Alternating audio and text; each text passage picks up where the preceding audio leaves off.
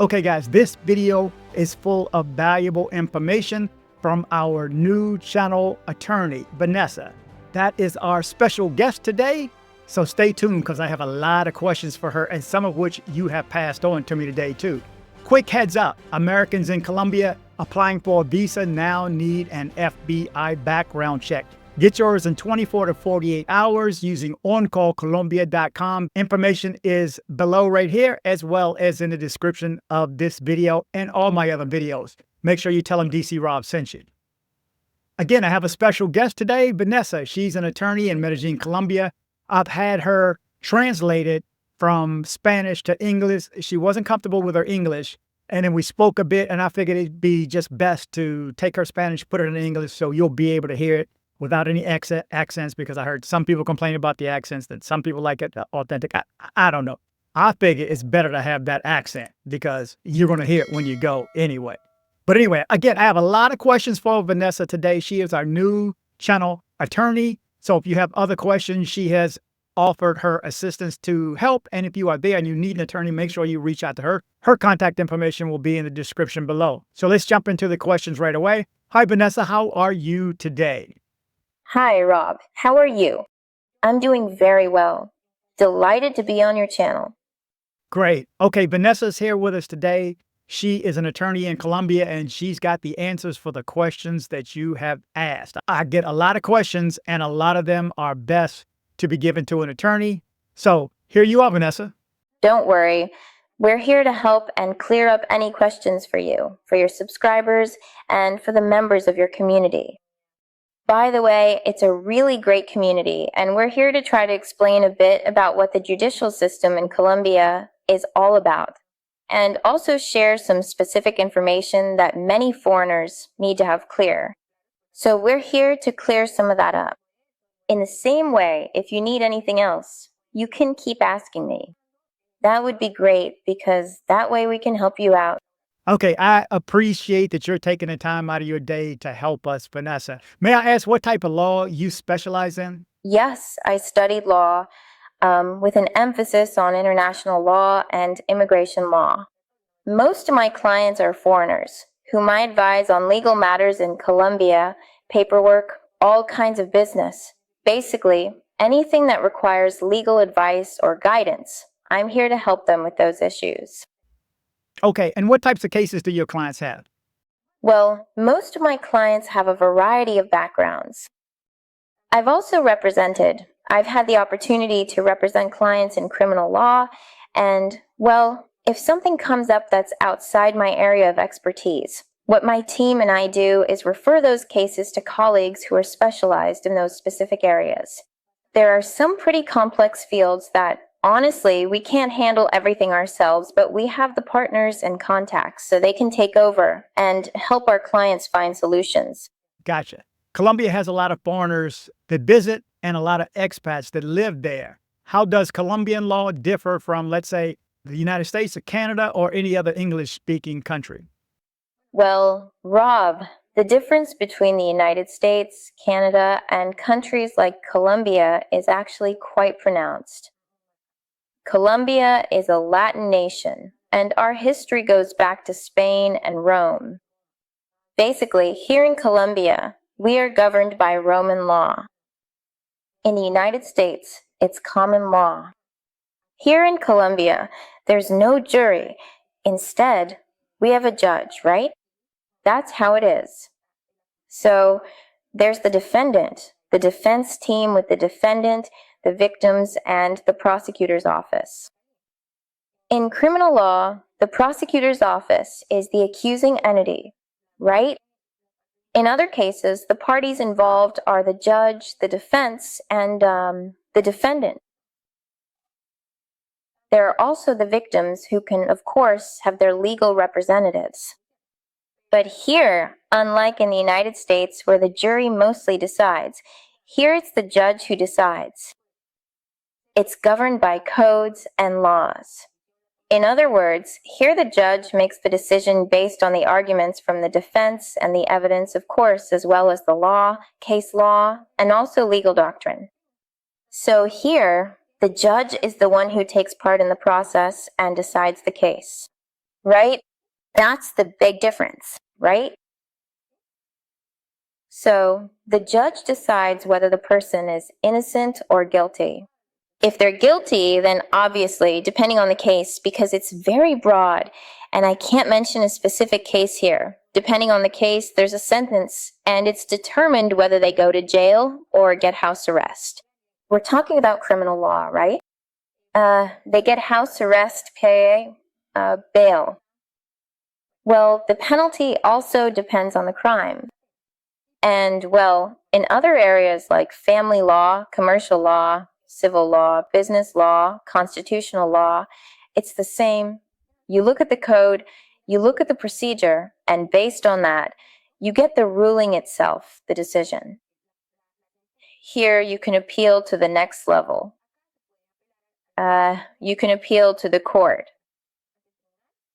And then at the very top, you have the highest level, which would be the court, the courts.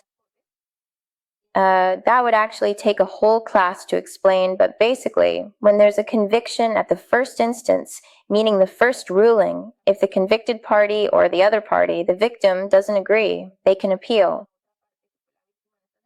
Everything I'm telling you is in the 1991 Constitution, which is the Constitution that governs Colombia right now. It's written there more or less like the system, how it works here in Colombia. After that, it's divided into codes. It depends on the penal code, civil code, labor code, and decrees, and that's how the system is organized. It's not very different. The United States too, because this is a centralist country, and the U.S. is, well, each state has its own laws. Here, no, it's centralized. There's one law for the whole country. Let me ask you this. Is everyone entitled to a lawyer in Colombia? What happens if a foreigner gets arrested? Yes, Rob, obviously. It's a procedural guarantee, like I mentioned before. It's stated in the 1991 Constitution as a fundamental right called due process. What is due process? Due process means that when you are accused, you must have guarantees. One of those is a lawyer. The right to a defense. Everyone, nationals, foreigners, has the right at the moment they are accused or arrested to a fundamental right, which is the right to have a lawyer. Okay, gotcha. Again, my questions are going to be short. Vanessa's answers may be a little bit more lengthy because that's where the information is. So, Vanessa, if a foreigner wants to do business in Colombia, is this something that you can help with? Well, as I said at the beginning, obviously, I'm a lawyer. I have a company. With it, I provide legal advice in Colombia and basically with an emphasis on foreigners, immigration law, and international law. My services, I offer them to both nationals and foreigners. It's very, very important to emphasize here that for me, the most common things I handle here are immigration, residency, business, family law, and, well, to some extent, criminal law, which isn't very common, but when it comes up, we handle it. We have a team that does a great job. And, well, since I have my own law firm, my own company, what I've seen the most lately and what we've been dealing with are clients who come for residency, how to move to Colombia. All of that is really popular right now here in the office. So questions like, how do I invest in Colombia? How do I move to Colombia? How do I retire? Well, we handle all of that here. Getting visas, everything, permits, everything as well. But, well, we also offer a wide range of services for Colombians here as well. And, well, that's what we do too. Gotcha. Okay, let's talk more about business. What are the risks in doing business in Colombia and investing in Colombia? Absolutely. We've had a lot of experience with that. Anyone who wants to come do business here in Colombia, we handle it. From legal representation in immigration to the incorporation and registration of companies and trademarks. We provide advice and can draft legal contracts from investments to property purchases. We also do title searches. When someone is going to buy, when a foreigner is going to buy a property, of course they call us, they say, Well, I have this property. Can you do a title search for me? What is a title search? A title search is basically checking that the paperwork for that property is in order, that the property exists, that everything is legal, and that it's obviously safe for the foreigner or the client to buy it. We handle that. We also review companies. We can also handle legal representation in criminal proceedings, as I mentioned, and any situation that requires legal advice, including family law. Family law comes up a lot because there are foreigners who have children with Colombians or Colombians with foreigners, and well, when relationships end, there are divorces, child custody issues, and many other things that come from that. So we're here to help those people who need that kind of guidance. Well, my team and I, we handle our clients in a comprehensive and thorough way. Every foreign client is different for us. Every case is different, which is why each one is handled differently. What we do is fully dedicate ourselves to studying the legal situation they need to resolve, to advise them, to guide them. That's the difference. And so we look for the area they need, we help them, and we solve things for them in an honest and efficient way. That's basically our philosophy for working. Have you known of any problems or scams in business or attempting to do business there? Well, investing in Colombia without proper advice is practically an imminent risk. Why? Because investment is very important for our clients. Therefore, they should have a solid and responsible guide. There are a lot of scams because, well, many times foreigners don't speak the language. They could be sold a property that's not in the right location, or even a fake property that doesn't exist. They can take your money. You could have issues with the contract specifications. So, I suggest that you should always have a lawyer who is an expert in the area you want to invest in, whether it's buying an apartment, buying shares, starting a business, anything, always get advice first. Even if you think it's necessary or not. It is very necessary, and with accredited people. You can't just go around putting your money at risk, no. You need to get advice, because like anything, it's an unfamiliar place. So, if it's an unfamiliar place, what do? You look before, not after you've already had losses. Well, doing business here in Colombia, just like anywhere else, can have risks, of course. Scams, as I mentioned before, are common here, especially when the person doesn't speak the language. The fact that you do business in a foreign country doesn't mean you're safe. You have to, like I said before, check things out beforehand, get advice. And yes, there are a lot of scams. I have many cases of clients who have experienced this. Scams, misunderstandings, and there are people who take advantage of foreigners, you know? And that's why we're here, to clear things up. So always, whenever you're going to do business or invest, get advice, do your research. Be a little more cautious, because I'm going to tell you a story. So I had once a French citizen came here to look at an apartment. He liked it. They showed him the photos. Everything looked really nice in what they showed him, but he didn't do what I'm telling you to do, which is to get advice and do a title search. He looked at the photos, thought it looked great, and went ahead with the purchase. But what happened next? When he went to see the location of the place, it turned out to be a really bad location because, according to the sellers, the apartment was supposed to be near the beaches there in Cartagena, but in reality, it was far from the beach. The size of the apartment, the dimensions, were not what they told him. Completely different. He was super angry because obviously he thought he had bought one thing and ended up with something totally that wasn't worth that price. They took a lot of money from him for it, and it just wasn't worth it. I mean, it wasn't worth all the money they took from him. Why did this happen to the French citizen? because he didn't get proper advice and was too trusting. So it's a case to keep in mind. Gotcha.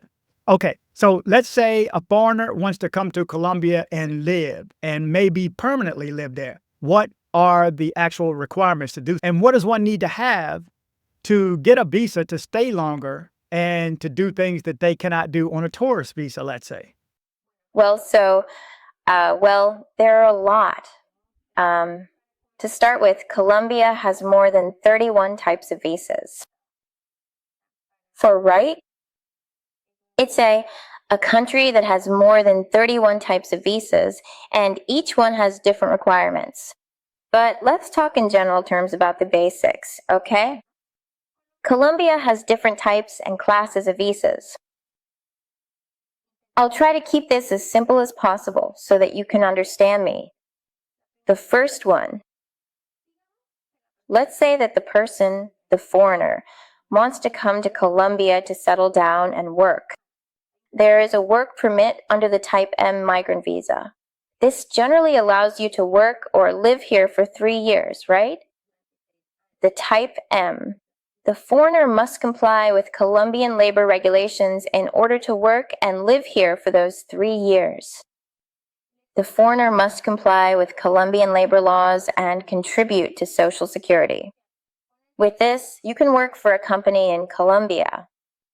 However, if there is a breach of the contract, the person may be required to return to their country. We're talking about foreigners who come to work in Colombia, right? Through a work contract, obviously. However, if there is a breach, they are subject to being sent back to their country of origin if they are not working. To have a Type M migrant visa, you must reside in Colombia for more than 180 days, because the general stay allowed here in Colombia for foreigners who are not required to have a visa is 180 days. Otherwise, you could lose your visa.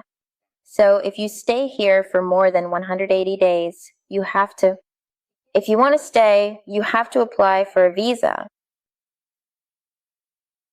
Second, you can get an M visa if you marry a Colombian, which is also an option. People who have a partner and, obviously, if they get married, they also get a visa. There are also visas for refugees or workers and for owners or co-owners of a company. There are also, you can qualify if you are an independent professional. Like I said, there are more than 31 types of visas in Colombia, so for each specific case, there are certain requirements. There are also more flexible residency visas. These can include investor visas or also very common and in high demand retirement visas because it's more affordable to live here. So for retirees, that's great. 4. Colombia also offers a visa called the Digital Nomad Visa. So for people who work remotely from home, whether they're here or there, they can also apply for this Digital Nomad Visa. It all really depends significantly on the specific type of visa and also on the particular type of situation, and furthermore, it heavily relies on the individual person involved, right? Because there are some basic requirements that must be met. You must have, for each type of visa, certain requirements, which is why it's important to get advice, because there isn't just one standard. Each case is different with different systems.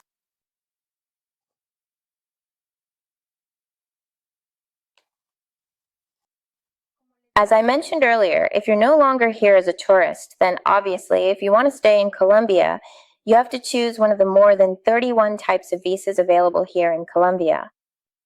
There are some basic requirements. The most general ones, because as I mentioned, for each case they might ask for more requirements or not as many. It varies. The most basic thing, what they will definitely ask you for, no matter what, is to have a valid passport. It can't expire in less than 6 months. The person has to show proof of good income, right? Income must be legal. You have to show bank statements. Most people they ask most people for a valid health insurance policy for Colombia. Generally, it's for 1 year. I'm telling you this because I've advised a lot of people, and that's usually the standard. Now everyone must show, obviously, without exception, absolutely criminal and judicial background checks from the country where the foreigner's country of origin.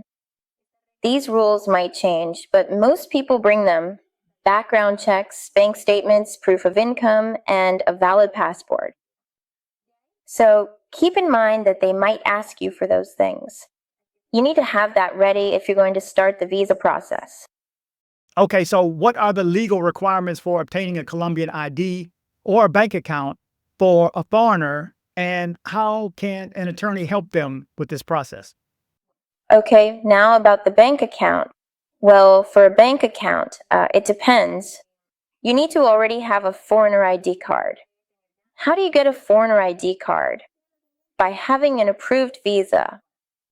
Once your visa is approved, you get your foreigner ID card, and with that card, you can then have the possibility of opening a bank account in Colombia. And that's basically it. To get an ID in Colombia, you need to have one of the more than 31 types of visas approved. Whether it's right? In other words, you must have an approved visa, and then you qualify to get a foreigner ID card, which gives you certain rights. One of those is opening bank accounts, working, and a few other things you can do. Healthcare services, you no longer have to pay for insurance policies, but instead, you join the Colombian healthcare system, which is much cheaper than paying for a policy. And there are many. It makes life much more comfortable if you get the foreigner ID card. So, once you have an officially approved visa, you can then proceed to get a DNI or a cédula or an official identification document, whatever it's specifically called in each particular country. Okay, we've had issues with foreigners in Colombia. You're aware of that. And some have had problems. And let me ask you this. What happens if they are scammed or extorted? What should they do? What's the first thing they should do? First few things they should do? Well, good. Very good question. If a tourist feels they've been taken advantage of, they should immediately call or go to the Colombian police to file a report. Now, even though Colombia has a variety of police agencies, we'll stick to the simplest ones. All tourist cities have a tourist police. In Medellin, Bogota, Cartagena, it's 1, 2, 3. So from their cell phone, they dial 1, 2, 3, and the police will answer. Most have an emergency line, which is also 1, 2, 3. Then we have civil defense, which is 144, and the national police, which is 112. Those are the ones you dial on the internet. You can look up emergency numbers in Colombia. There are many. There's the Red Cross, the fire department, everything. But the most, if you need urgent help, in short, 1, 2, 3. Or you can go to a police station, which are in almost every park in Colombia and are called CI. You can go there, but the easiest way by phone, 1, 2, 3. I have the list of emergency numbers. If Rob allows me, I can send him those numbers so he can share them with you. There you go, guys. This is valuable information now. Okay, what we generally see here on the news and in person are legal issues faced by a male tourist. What do you think of foreigners visiting and living in Colombia? And what are some of the issues that you've heard? And how can foreigners actually protect themselves? Also, what's your suggestion for men that come to Colombia and other countries? And I'm sure this answer is going to be lengthy. Well, in Colombia, we're very aware now that foreign men come here for women, drugs, and to get drunk in public. That's wrong, because obviously Colombia is a country with a lot of rights. It's beautiful and it's affordable. So I also don't support sex tourism or drugs. That's not okay, because I personally think Colombia has other things to offer. This is getting mixed together. This is slowly getting mixed together. Obviously, those aren't good reasons to come to Colombia, but it happens. I mean, they're isolated cases. There are people who come for tourism, people who come to invest. For things like that, those people are welcome, really. Come. Colombia loves you. Come here to do good and treat people well, obviously to do good things. Oh, it's like if you or someone else, a foreigner, went to Italy or England looking for drugs and women. Obviously not. Everyone puts themselves at risk. Things can happen and do. Even if prostitution is legal, it's still frowned upon. Sex tourism carries a lot of risks. I mean, everyone is free to decide for themselves, right? They also do things like get drunk in public and get caught with drugs. These things are illegal and men are victims since many people in Colombia, well, obviously do work in prostitution, but it's not something constant, you know?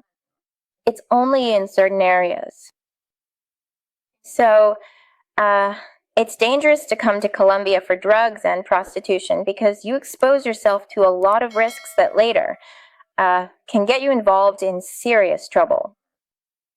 There are criminal gangs, there are things that, so if you want to come to Colombia in peace, come to do legal things, come to just relax, and don't come looking for things that could get you into serious trouble. Well, it's important to know your rights, but why would someone do things here that they wouldn't do in their own country? First of all, you can't hit women. I think this happens in almost all the departments of Colombia, and there are consequences for this. So if you're going to come here to hit a woman, don't come, because obviously Colombian law has changed a lot, and the penalties for hitting or assaulting a woman are much harsher, and almost not even, basically, anyone who hits a woman gets into very serious trouble. They're very strict about that. Are there consequences if someone is caught with drugs? Are there consequences? Yes, of course there are consequences. If someone is caught with a woman who is underage, there are consequences, absolutely. I understand that there are promoters who say people should come to Colombia. I mean, I know there are people saying to come to Colombia for all sorts of reasons. Prostitution, drugs, all that, but those aren't good reasons to come here. Like I said before, if you come looking for those things, you're going to get yourself into trouble. Why? Because those things, prostitution, drugs, sex tourism, all of that, are run by dangerous people. Those things aren't handled here by, let's say, very friendly people. No, they're run by mobsters, by people from criminal gangs, and those things don't end well. So, it's up to you whether you come here to do good things or to look for trouble. That's really up to each person. Either way, you also have to be careful because there are people who come for good reasons and end up getting scammed or drugged. But that really depends on the area. Well, the reason to come to Colombia should be to enjoy a healthy vacation, to experience great food culture, to dance, and to see the country. There are many places to visit besides Medellin. Cartagena is a city. Colombia is a very big country. It has 32 departments and lots of great things and landscapes to discover. Foreigners can come. They can avoid legal problems by keeping a low profile and just doing cultural and relaxed things, right? When you're under the influence of alcohol or drugs, you open yourself up to problems. When you're drawing attention to yourself, everyone notices, including thieves. So, don't come here with your gold chains to show off. No, keep a low profile because there's a saying here, no hay kedar papaya. That means don't let your guard down. So, always stay alert and try to handle yourself with moderation. Well, and I'm not telling you not to have fun. I know tourists come here for the nightlife. It's fun. Yeah, the parties are cool and beautiful, but obviously you should stick to well-known, safe areas so you don't become a target for theft, kidnapping, or anything like that. You just have to do things that are safe and chill and enjoy yourself. Colombia is a very beautiful country, but you have to be cautious. Well, as you know, Colombia it's not a hookup culture. If you're a guy and you meet a woman at a club or bar and she agrees to go back with you, she wants money. She's not interested in you. So obviously you have to be very selective, right? Colombians go to a bar, and if she agrees to go back with, as you know, Colombia is not a hookup culture. If you're a man and you meet a woman at a club or a bar and she agrees to go back with you, she wants money. She's not interested in you. Colombians go to bars or clubs with our family and friends, so we don't have to meet other people. We love to drink and dance. That's for sure. We don't go home with strangers. This rule is the norm in Colombia. Yeah, usually here. Well, you go out with your friends, you go dancing, have a few drinks and all that, but you go as a group, right? Now obviously good things take time, right? You shouldn't be too trusting if a woman wants to go with you right away, because that could be a red flag. You really have to stay alert. You need to really get to know the person you're going to get involved with. This is for safety reasons. Like I said, everyone is the master of their own destiny, but here we're just giving advice so you don't get into trouble. Yes, of course, but you can't let your guard down. We Colombians are cautious when we don't know someone. We wouldn't take them home either. We don't want to get drugged or robbed. That makes you vulnerable.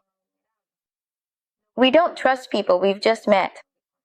Relationships take time, like I mentioned before. So, if someone offers to take you to their house, like on the first night, just be careful. Don't put yourself at risk like that. In Colombia, obviously there are a lot of people, and most people are good, but these good people, well, you won't find them in areas of prostitution and drugs. Good things take time. Good people, take time to get to know, I think everyone here knows that. It's worth it. What it seems like these foreign men are doing is looking for the bottom of our society. So what you get is the bottom. So, come looking for wholesome things and don't trust blindly, because we need to avoid problems. Obviously, yeah, it's nice to have fun, to make friends, but you have to be very smart, very cautious. Well, it's simple. I'll say it again for emphasis. You absolutely have to stick to good, responsible tourism and diligently avoid women of easy virtue, illicit drugs, and any precarious situations you certainly wouldn't get into back at home. A lot of caution and smarts are needed to be able to enjoy yourself in a party place. You have the right to have fun, but you also have the duty to take care of yourself. Yeah, that was a lot. Okay, so that was a lot. I hope you guys are still here and paying attention. This is valuable information again, and some of these are questions that you have asked. Okay, so what level of Spanish would you recommend for someone that's visiting Colombia and living in Colombia? Well, to visit Colombia, you can have Spanish-speaking guides. There are guides here. But if you're alone in the tourist areas, you can get by with English, obviously. But to live, this is different. To live and work here, I suggest you need more than 50% Spanish. Of course, a lot of people come and take Spanish classes. After 6 months, you'll have a good practical knowledge of Spanish. But yes, especially if you're coming to live and work, it's really best to have more than 50% Spanish so you can understand what people are saying to you and all that. Okay, so here's some questions that I asked you guys, and you actually passed it on, and I've saved them, and I'll pass it on to Vanessa. So let's say a person wants to come for a while, but not stay permanently. Well, the usual one would be the visitor visa. That's the one that gets stamped in your passport when you arrive. You can stay up to 180 days, up to 180 days from when you arrive. You can do tourism or take some courses. What you can't do is, work, right? You can also be here as a volunteer and also work in business or receive medical treatment. So most people don't need anything beyond that. Or, as mentioned, you can't open a bank account or get a national ID card. You are not considered a tax resident until you have stayed 183 days in the country. That's the rule for Colombia. So, you are subject to taxes. If you marry a Colombian, you are subject to taxes. Now, also keep in mind if you file taxes in the United States. You must declare any earnings in Colombia and also in the United States. Well, that's already a much broader topic and it depends on the person, right? I mean, all the stuff about the tax rule and all that, well, that's already a very broad subject. So, if you have more questions about the topic, just send them to me and I'll try to help you out. But for all this tax stuff, you really need to get advice, because there are ways to. Here, it's called filing a tax return. Taxes are filed annually. So, my advice is always get professional advice. Always, always. Gotcha. And what are the legal requirements for bringing money into Colombia? You can bring money as a tourist, of course, but not more than $10,000. $10,000. If you do, then you have to declare it. There are forms at the airport that you can get. They're called the F-531. You get that one to declare when you go through customs. They ask you how much money you're bringing, and if you have more and want to declare it, then you fill out that form. Any cash or money you bring in has to have a paper trail. This means you have to be able to prove where the money came from, right? I mean, you can't just show up here with money that can't be justified or without knowing where it comes from, you know? As I mentioned, all investors must declare the money transferred to Colombia with the Federal Reserve. That gets recorded there, if it's legal, right? So, and they also ask for that a lot when it comes to visas. There's an investor visa. That gets registered with the Banco de la República, which is the Colombian Federal Reserve. They require it to get the investor visa. Because they ask, where did you get the money for your investment? So, you have to go and get that. Here's a good one. This is a good question from one of you guys, because obviously some of you guys are going down and getting in relationships, and this is a big one. So what are your recommendations, and what does the law say if a foreigner has a Colombian woman that he's living with? What are the rules there in Colombia? It's important to keep that in mind. Well, this is called, it's not marriage, it's called a marital union. In fact, this is registered as the life of two single people. It can be registered or not. I mean, that union can be registered or it might not be registered in the public registry. Here it's called the registry office and notary. It depends. Now, is it recognized as a partnership? Yes, it is recognized as a partnership. I mean, it actually becomes a property partnership. In marriage, it would be a marital partnership, but when they are permanent partners, it's called a property partnership, in fact. And what happens? After separation, there are obligations for each person. This can be related to property and children. There are specific formulas that the law applies to each case, although every situation is different, as I've always said, depending on each person's income and financial responsibilities. But yes, basically here there is common law union and marriage. And they pretty much go like, some people get married and others form a common law union. But the fact that you go live with someone for a long time, well, obviously, it seems, the rules are very similar to those of marriage when there's a separation. You heard that, guys. You heard that, guys. So what are the recommendations and what are the requirements for buying property in Colombia, such as something to live in and or to invest as well, or use just as a rental like an Airbnb? Well, buying property in Colombia can be exciting, and it can also be a challenge, especially if you're a foreigner.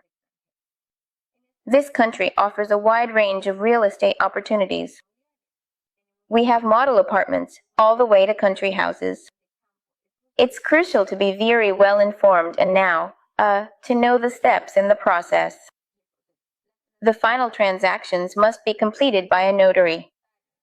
So, basically, it's a legal transaction where you buy, you look, negotiate, pay, and obviously, before the notary, you get your papers, your property deeds. And that's so it can be registered by the municipality where the property is located. You need knowledge and should do your research before jumping in quickly. Steps to buy. To buy a property in Colombia. There are opportunities where some Colombian banks offer mortgages and loans. There are also private institutions. Once again, you don't need to be a resident, but it helps. You need a valid passport to buy, right? Property in Colombia. You need your valid passport and whatever is required as identification. Obviously, the money. The money. Have money. Make sure the money comes from a good source, get advice, and have a passport. And do thorough research on where you're going to buy, who you're doing business with, and everything else. In general, how does one avoid problems if you're living in Colombia, meaning another expat that's living in Colombia? How do they avoid issues? As we've emphasized in this interview, Colombia is a great place to live. You have to be present, you have to know, and you have to be informed. There are agencies, of course, that can help you.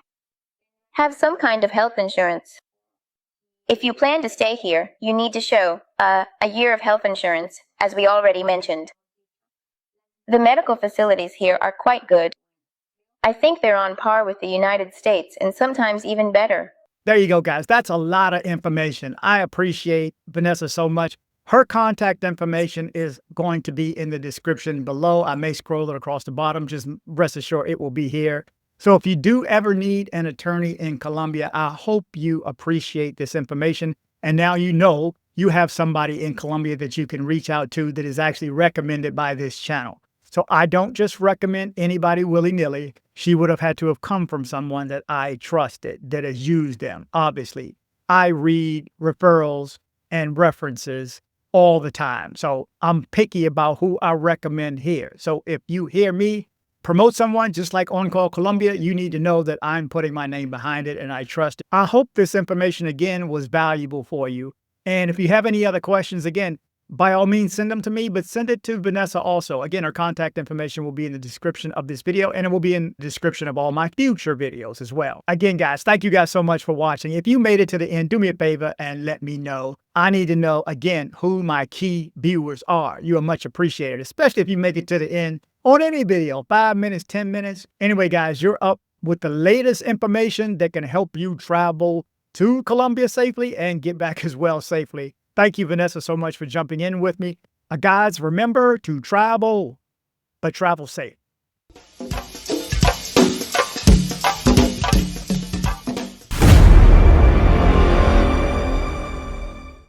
So, hey, girl, thanks for coming by my place. No worries. You mind if our girlfriend can come by with us? Hell no. This is why I watch dcbornrob.